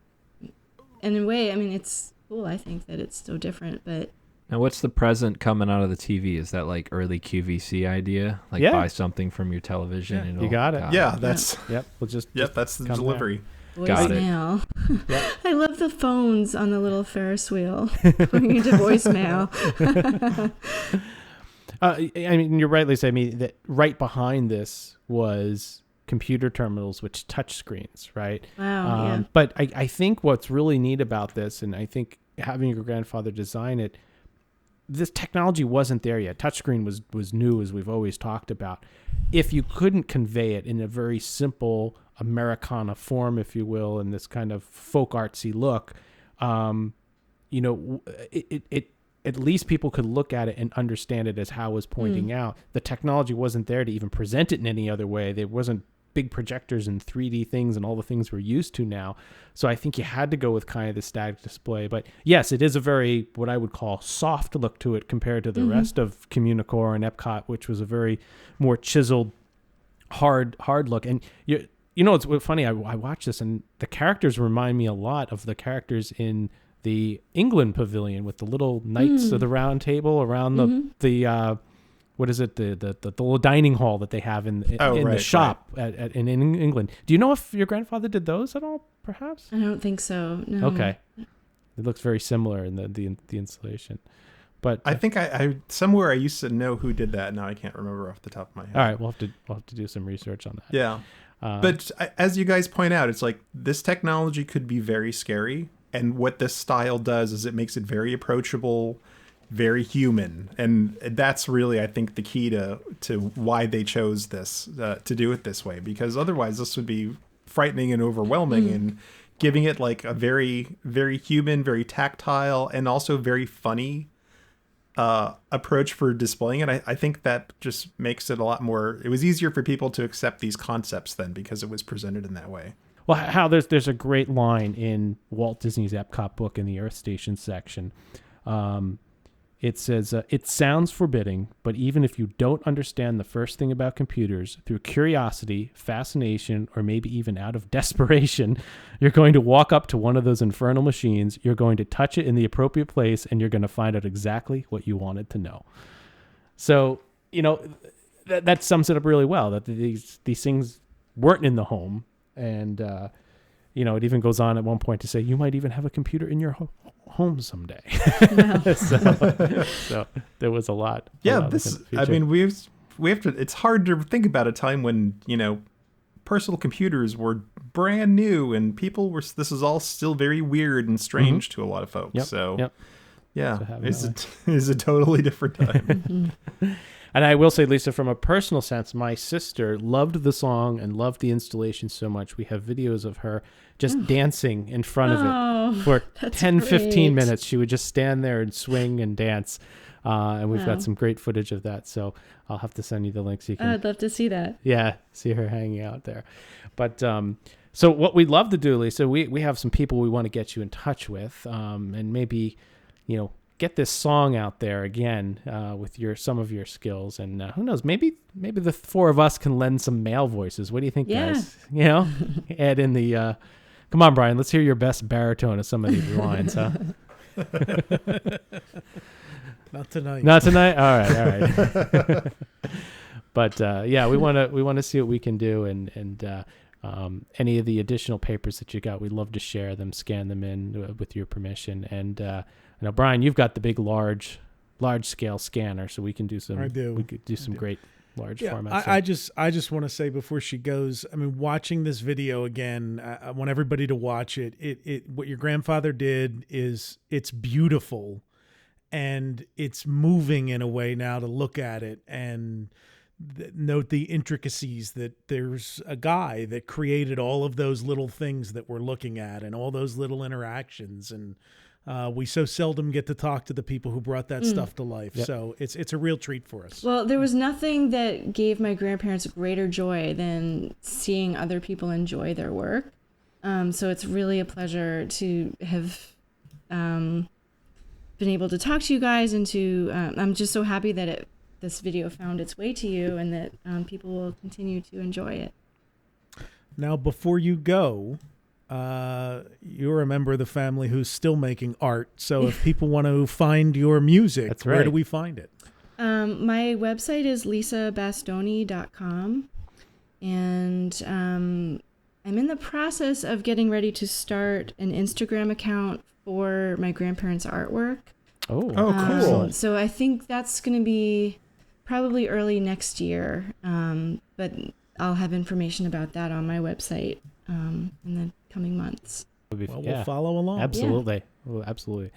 Well, Lisa, I really appreciate you having you on tonight, and I'm sure all of our listeners are eagerly will look to see what you've got to share on that Instagram account, and we'll certainly share with them what you've shared with us so far on some of these papers. And I know Hal is going to study the notes, and I don't know, maybe I'm trying to zoom in as close as I can to all his right. First of all, he has the most gorgeous Who penmanship. wrote that song? I'm going to look it up. I'm going to try to find out. Yeah, did you see the notes, Hal? Like, this part's made out of beech wood, and the drawing of the chip is awesome. Look at figures carved basswood, stained, painted. I mean, yeah. My gosh. He had it all figured out. So VCR simulated. There. Holy cow. Wow. Yeah, I just appreciate all the detail in here, and it's really such a phenomenon. I mean, just the scope of it, 55 figures, 40 feet long. To think that he just sat down in his barn and just started drawing this, and then started building scale models of it, and was such a great piece. Really, really was. Yep. And it's like, God, I hope it's somewhere. One of those Disney warehouses. Well, reconnaissance mission, guys. We're flying down. We really don't know where it is, right? No, I mean, it was removed probably during the first changeover of Communicore to Interventions. What went in that space? Sonic the Hedgehog. You were right, JT. It became where Sega. No way. And yeah, that's where Sega was. Oh, AT&T actually ironically stayed there. Oh. For a smaller for part of a smaller display. The Discover Magazine Awards for technological innovation. Electronics, where the audio animatronic robot was that would have a little display. Remember, he was like the bear audio animatronic that was in that area. Yeah. As well as Lego, IBM, Sega, and Videonics. And that's eventually where they showed you like the Segway that could climb steps and stuff too, wasn't it? That was all in there. It might have been, yeah. I got my time, yeah. So it got. That was during your time of not going to the parks. Yes, that's right. Anyway, very likely there are pieces or all of it are in the archive somewhere. Right. So hopefully it's. We should actually. That's what we should ask. Is we'll. Yeah. I'll ask someone tonight if they have any. If that happened to go into the archives. Yeah, we know a couple people in the archives department that we can hit up for you. So maybe we can arrange a tour for you. At least go visit it, maybe. That'd be great. So, well, again, Lisa, thank you very much for your time. We appreciate having you on. And again, lisabastoni.com. Take a listen to her albums. You're on YouTube as well. I think you search for you'll find some of her music, and it'll be great. So thanks a lot. And thank you. With that, let's take a little bit of a listen to The Age of Information. Now Mom and Dad and Junior can own a newfangled smart telephone. It's amazing all the things it can do as it brings the world closer to you. You can sit right there in your easy chair and check the stock report. A big thank you to Lisa there for her time tonight, and we'll obviously be getting you some of those fantastic scans and other information that she provides to us. I mean, I don't know, of all the pavilions in Epcot, I mean, a lot of them predicted the future, but this specific song, now in the days that we're living in now, with smartphones tied to us daily, computers in our hands, I can't think of a single line in that song that we're not doing today, right? I mean talk about nailed it. Yeah, exactly. Yeah. It got everything done. It got everything there. So it was really cool. We don't know. I know how you put out a feeler tonight to see if we know where any of that was archived or left after it was the installation was removed. But I'm hoping that some pieces still remain somewhere. All right. So another area in this building was called Epcot Outreach. And this is another thing that kind of predated the internet, or nowadays the internet and smartphones really killed. There was no use for this. So it was later called Ask Epcot, and then eventually the Epcot Discovery Center. This was an educational area where you could go in and ask any question about Epcot. So any of the themes, about energy, about how the attractions worked, or anything. And there were these graphic displays that you could go up to, as well as there was one librarian, and he would answer any questions that you had about Walt Disney World too. In fact, somebody said that one of the common ones was, did the bobcat in the flash flood scene at Big Thunder Mountain come from Disneyland's mine train through nature's wonderland? So I hope the answer is yes, because I always thought so. And they answered that it was yes. Yes, that's true. Oh, okay. So they said they would usually have the answer readily available. Gladly mail you the information later if they didn't have it there. Oh, Todd, here I happen to have in my hands a question that I left at the Epcot Outreach and got a letter back in the mail. Well, let's first hear the question, and then maybe we can do some lesson planning. So this is 1991. Is when this was dated. So I'm going to assume I probably asked in 1990, and it took them like 6 months to get back in. It was a heavy duty question. Needed a lot of research. Actually, it was. Well, you'll find out. Okay. So this is on Walt Disney World Company letterhead, dated February 28th, 1991. Dear Mr. Bowers, thank you for contacting the Epcot Outreach Resource Service at the Walt Disney World Resort. We appreciate your interest in the Haunted Mansion at the Magic Kingdom Park. Yeah, I'm sure they did. The China pattern in the ballroom scene is called Romantic England by J.E.G. Meakin, United Kingdom. Wow. And I asked, I wondered what the China pattern in the Haunted Mansion was, and they answered the question there. Again, thank you for your interest. We look forward to the opportunity to serve you in the future. Sincerely, Sarah R. Pollock, Research Librarian, Epcot Outreach. There it was. Look at that. That's exciting. They really did mail stuff to you. You didn't have to provide a stamp. This was just free of charge. Yeah, they just mailed me. And you could ask them any question you wanted. Right. Now, if it's a tougher question, they would have to go away and write you back. But yeah, you could legitimately ask anything. Not just Disney questions. I'm trying to place on this one sheet they gave me, Epcot Outreach Research Library, a world of information at your service. It says stop to take a few moments to ask about Epcot Outreach, the research library for information regarding all of the Walt Disney Company, its theme parks, nighttime attractions, and more. We are a reference and research library dedicated to answering your questions. Satisfy your curiosity by asking questions such as, what's the difference between dolphins and porpoises? There you go. So almost anything. Yeah. How many people does the Walt Disney World employ? Who designs the attraction scene in Walt Disney theme parks? How can I receive more information on hydroponics? This is like a step above a carrier pigeon question. Then the next step was Google. Yeah. But they would. Well, we went Encyclopedia Britannica maybe around the same time as this, and before that. Yeah, and I know they had a number. Like there were some common things that people asked over and over again. Like they used to have some track listings of music loops ready to hand out there if you were curious about that thing. So yeah, they had some. I guess probably the more frequently asked questions. They had stuff ready to go. And also too, there was the teachers' lounge where educators could go in there, look up information, get lesson plans, watch videos, and you'll like this one, Brian. Film strips, good old 35 millimeter film strips. We haven't branched out into film strips yet, but we should. They're basically slides. We should look up. There's got to be some. I have looked them up before. There are not nearly as many of those in circulation because they really were. It was an educational market. Yeah. And schools just used to toss that stuff after a while. I mean, they just would go into the dumpsters. And they weren't produced on high quality 35 millimeter film either. It was low quality. I mean, I remember the sprocket holes would tear very, very easily. So, and if you go to our ephemera archive, we have, I believe, the only copy in circulation of a little 4-page handout with some beautiful artwork on it. From the Epcot teachers, promoting the Epcot Teacher Center with all the information about what teachers could do there. Brian, you would like these pages because it looks like it was done in the print shop. the way that it's printed out. It does look like that. Let's see. Bring some of the Disney magic back to your classroom by visiting the Epcot Teacher Center. Inside, you may preview software, professional journals on your subject area, and videos designed to bring the compelling topics to life. The compelling topics of life to today's students in entertaining and motivating ways. In addition, receive information on the educational resources available at Epcot Center and from many other education-related industries.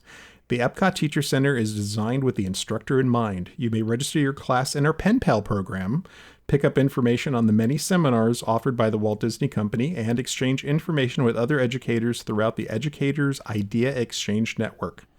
The Epcot Teacher Center is a showcase for Disney educational Disney educational productions, and a special place for you. Look at that! Look at that! And then they gave me for some reason a sheet with Disney educational productions and all of these video and film strip sales representatives from across the United States, so you could get 16 millimeter or film strips for your classroom from them. Yeah. You know how I'm wondering if that was at the same time remove those books that everybody thinks would be great because it's the Epcot Educational Series book on energy or the seas, and you've purchased them and they're extremely dry. Oh yeah. And it's probably the same time that stuff was published, and there was a big educational push from Epcot. So right. a lot of different stuff going on. So I mean, we talk about synergy, but one of the like, I don't know if it's a secret or not, but you're right. One of the things that they did is, don't forget, Walt Disney Films there was a whole educational media department that was making short films for the educational market specifically, like for a very long time. So when Epcot came around in the 1980s, that was a whole nother content opportunity. Mm-hmm. And there were a bunch of short films made with some of the ideas and concepts of Epcot around it, specifically for use in the classroom that these guys would rent out. Right. So yeah, it was, I mean, it could have been just a giant marketing machine just for those. Disney was making educational films for schools and clubs in the 50s, schools didn't really have movie projectors pre-war. So once you got into that 1950s era of prosperity, it wasn't an odd thing for a school to have a film projector. And that's really when the educational film market took off. So both film strips and the 16 millimeter films that they would run in schools, which were still ubiquitous when I was in school. Yeah. I know they quickly faded. By the time I was out of school, everything was videotape, and now it's, on-demand stuff from the internet. But back, when we were kids, I mean, that was like the greatest thing in the world was to walk into class and see a film projector set up. Yeah. Because every classroom had a pull-down screen, mm-hmm. and it was just so cool. You'd watch, and sometimes it was a dramatic acting of something. I remember seeing the what is it, a book or a poem or whatever it is, Bartleby. I remember seeing a whole like 30-minute movie enacting that. But then you'd see the westward expansion of the United States, and it would be a 20-minute film on the Louisiana Purchase. And we had one that nobody wanted to ever see in woodshop. It was called I Emergency, and it was terrible. Yeah, you better be careful in that woodshop. It was crazy. It was great. I have this book called The Disney Studio Story, and just to drive the point home, so in 1982, they made a film for the educational market called The Energy Savers.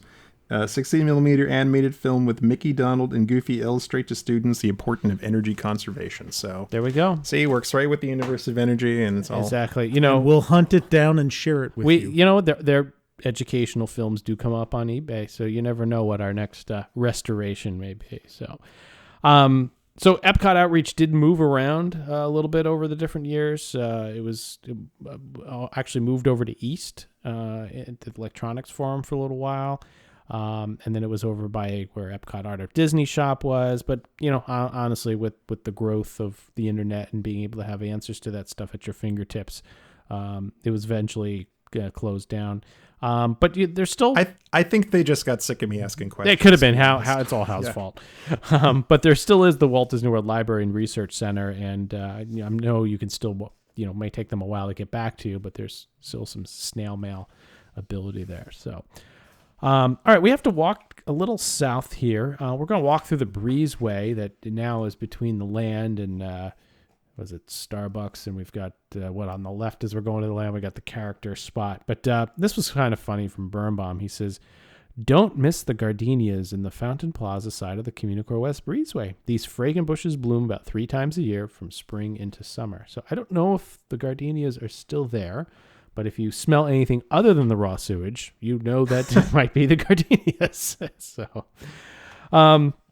So the south side was a little lacking, so shall we say, over the years. The Sunrise Terrace restaurant was there. That eventually got converted into pizza and pasta. That's where Fountain View and the Epcot character spot is. But there was also going to be, and I think we talked about this before, how was the Tron Arcade was going to be in the south area for a while, where Club Cool is today. And there was a billboard up for a while announcing that this was coming, right? Yep. And I found an article in one of the old computer magazines when we were doing research on.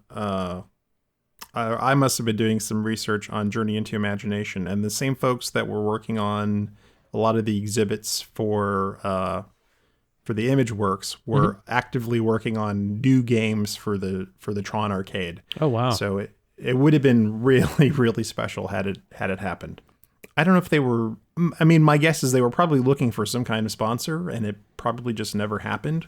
Because I'm not even sure they would have been video games the way that we think of them. Yeah. I think there would have been a lot of things with like Pepper's ghost effects and some very different, strange types of things. Right. And it's amazing that space sat vacant until 1988. So 6 years, this whole Communicore West South portion, if you will, where Club Cool is now, and where some of the Epcot 35th stuff is still probably behind those doors. No, because it got converted into like the Color Lab. Oh, that's right. Yeah. That's right. So it's where that is.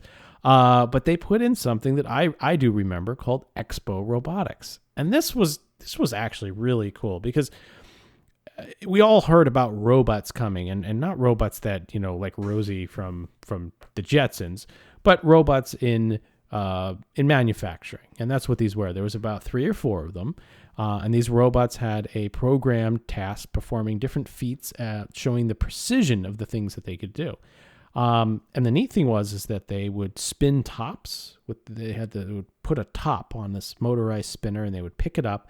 And then 2 robots would pick up a piece of string, and the other robot would drop the top on the string, and the 2 robots would act in sync with each other, and the top would move from one side of the string right down to the other, which I thought was so cool. And remember the one with the sword? They would balance the top on a samurai sword, and the robot would pick it up and spin it all around, and the top would stay on it. It was about a 10-minute show maybe of little different things. I think that's fair. So there were 2 robots on sort of motors that could move up and down the line. Right. And there was a robot there was 2 spin stations and a robot at each spin station.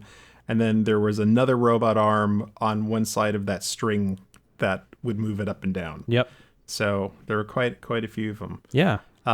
So that opened in 1988. Correct. Yep. February 88. And there was another thinking portion of that too, where the robots or computers would do an artistic impression of your face and turn them into souvenir portraits. Yeah. I don't recall ever having that done. I did not do it. I did have that done. So here's what's weird. Yeah. So here's what's weird about this whole thing. Disney actually just bought this display. It was at the 1985 International Science Exposition in Japan, and they literally just bought it from the manufacturers and moved it to Epcot so there would finally be something there. But yeah, so the portrait robot, yes, there was a robot arm with a camera, and it would basically take your picture with the camera, and then the processor would simplify the shapes. And there was a physical piece of paper on a roller, and the arm had sort of like a Japanese pen brush, and it would actually draw the contours of your face that it could pick up as well as it could to make your portrait. So it would actually do like a brush line drawing interpretation. That's pretty cool. Of you. That's pretty cool. Now, if you had a darker complexion, like if you were African American, it had a much harder time trying to pick out those contours because of that. So the technology was fairly limited, because of what it was able to do at the time. Sure. And even if you use Photoshop today, if you take someone's picture and you do like a thing to try to create outlines, it's not very good, but it was neat. It was fun. It was fun to do at the time. That's cool. I wish I can't remember if I still have mine. I lost it somewhere, but you'll find it eventually. Yes. Now, how in that area later on when it closed, it also became the Walt Disney Imagineering Labs. Now, that's where you could test drive Aladdin's virtual reality attraction. But however, we have photos of you on the test of this. Yes. So tell the listeners a little bit about where you got to try these out. Okay, so this area was, I'm trying to think of what's actually there. So the robots were where Club Cool went. So this would have been right before there. And I think that's where precisely where the Epcot 35, I'm sorry, that Epcot exhibition was, and then where the Color Lab is now. Right. So what they were doing is the very early tests for some of the things that would end up in Disney Quest. So you walked into this area and you waited out in line outside, and just like there was until very recently, it's like the outside had sort of this timeline of innovations of that WED and WDI had. You would queue in line, and then you would walk into the pre-show area, and the pre-show area was actually a working facility because WDI was actually developing this technology on location at Epcot. And what this turned out to be later on was the Magic Carpets of Aladdin attraction that was over at Disney Quest. So It was a very early VR. They had these gigantic headsets. You would put on basically sort of like this headband that would strap onto your head, and then the headset with the television cameras. I'm sorry, not television cameras, but like television screens and binaural headphones would clamp down on top of it. And then you sat at this little, and it was so heavy that it was actually like wired with counterweights like above your head on a thing. This isn't like Oculus Rift here or anything. No. I mean, that headset probably weighed a good 3-4 pounds maybe. It was the cord was to counterbalance it. Right. And then you sat at a station. There was kind of like a controller that you would hold in your hand that you could pull towards you and away from you to speed up and slow down and go backwards or forwards, and then turn left and right. And it was sort of tried to be vaguely rug shaped because the idea was like you were grabbing onto a carpet. And then there was kind of like a bench that you would straddle and hold onto this. Yep. And what they basically did was build a virtual version of Agrabah. And they explained how they did it and what the approach was in the pre-show. So you would walk into the pre-show, and it was set up. It was actually working offices, so there wasn't bench seating. It wasn't made like a traditional show. It's like you actually went and sat down in the chair at the desk that somebody would be working on later on in the evening after the guests were gone. So it was neat, and they had a ton of Silicon Graphics machines around. There were TVs. There was a live host who I just read today was like an intern somewhere in either design or programming with WDI.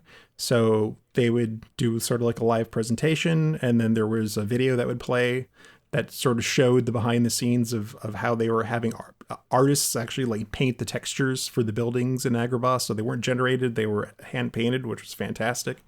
They had some character animation that was all 3D. Very cool. So they just kind of introduced the concept of VR and what they were doing and tried to explain it to you a little bit.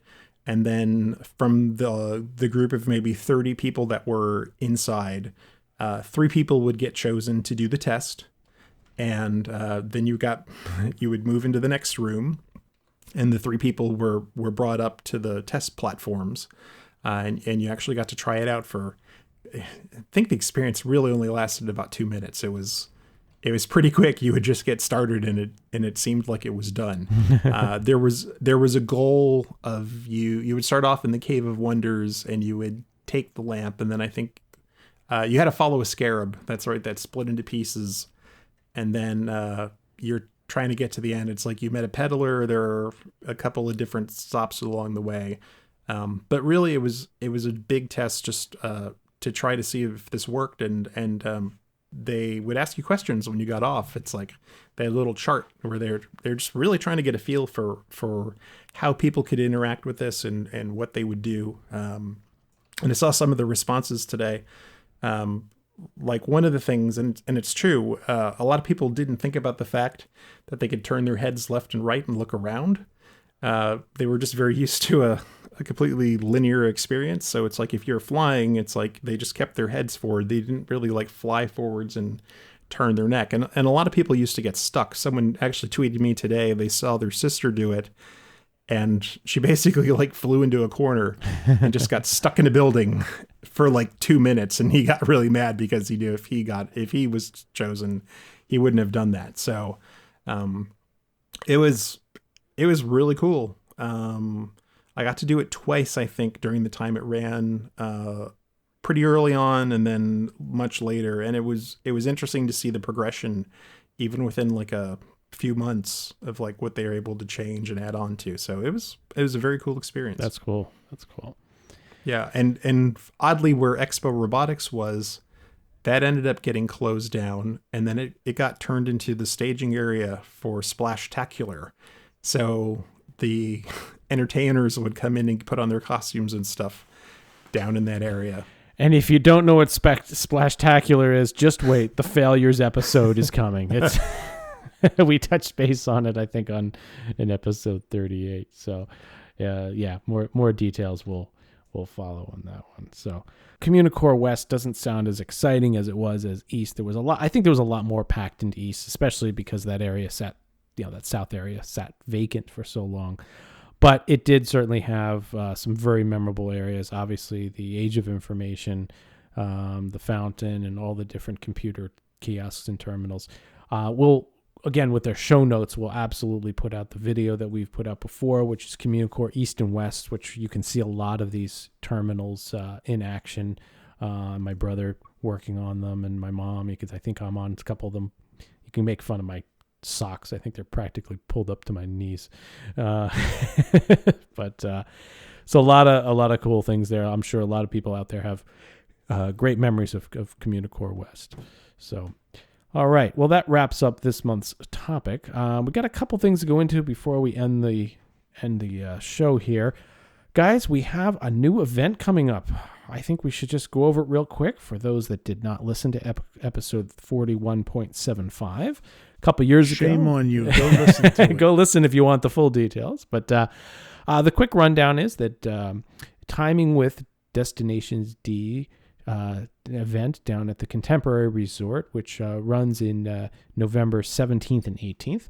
On the 17th of November, we have been able to rent a previously used Animal Kingdom Discovery Tour riverboat, and we are putting on an additional Lake and Lagoon tour that we did back in 2006.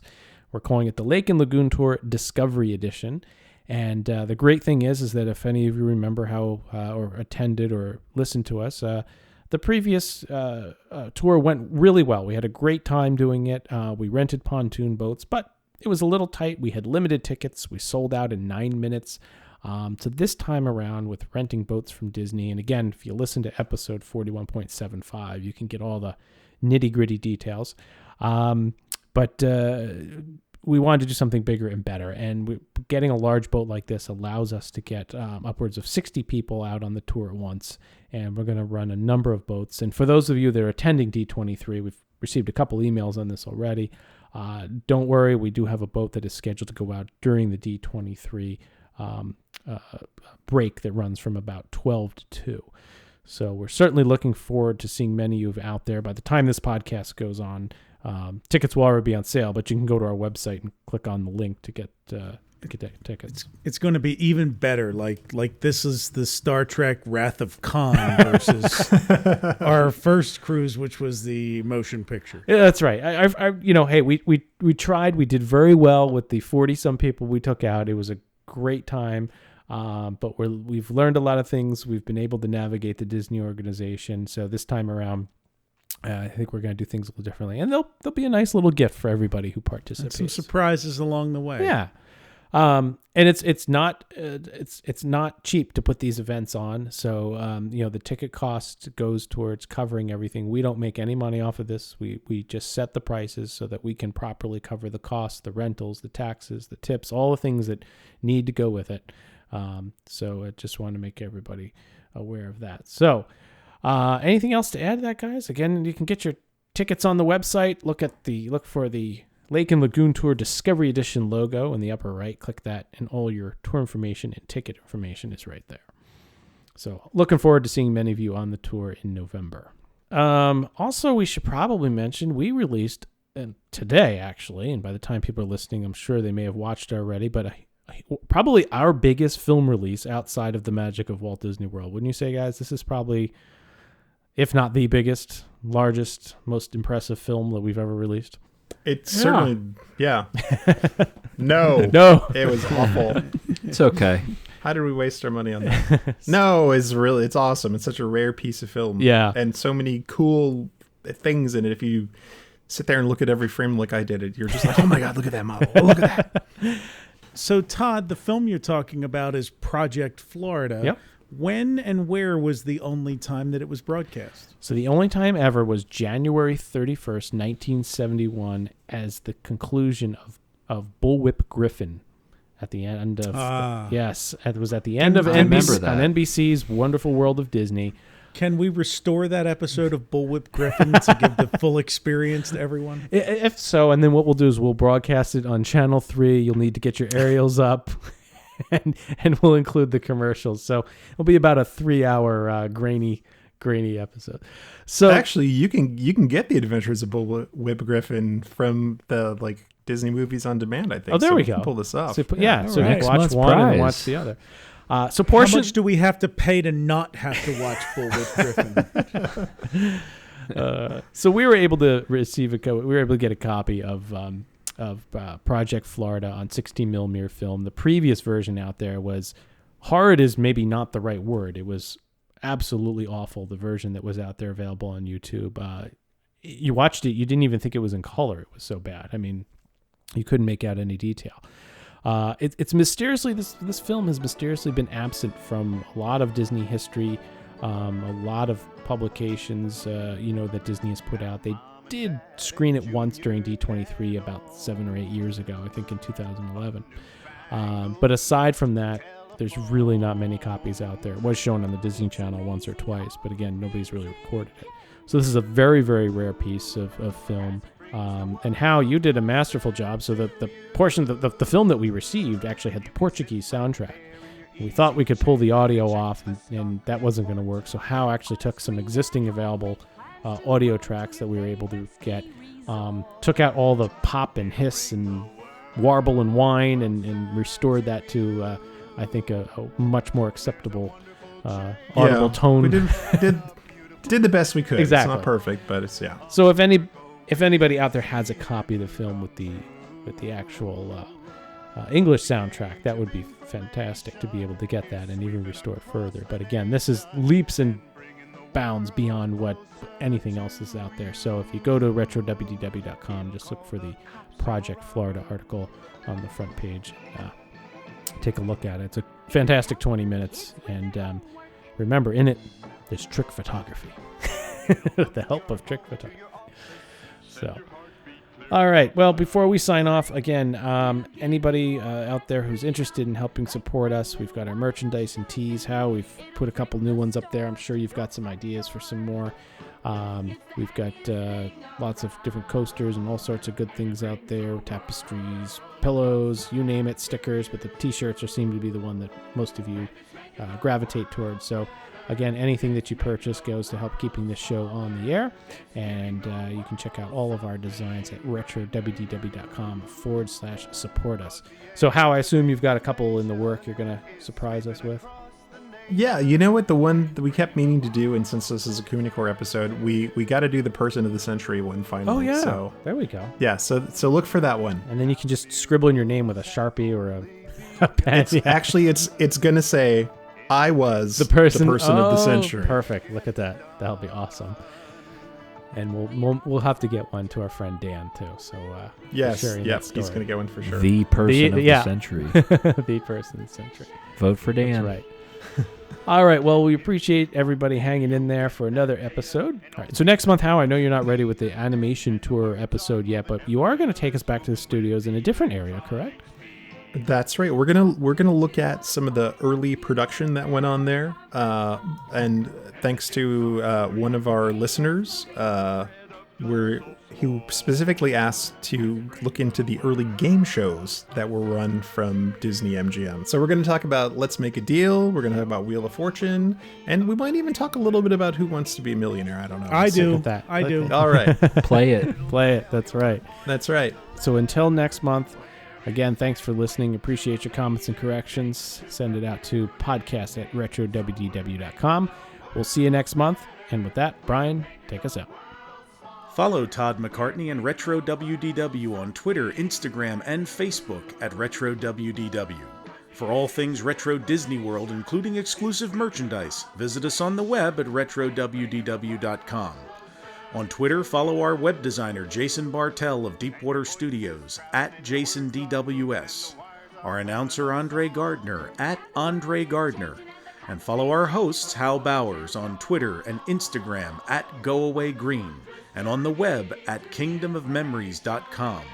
For JT Cougar on Twitter at LS1JT, on YouTube at Rubber City Motoring, and on the web at rubbercitymotoring.com. And you can find me on Twitter, Facebook, and Instagram at Brian P. Miles. Is sweeping across the nation and bringing the world closer to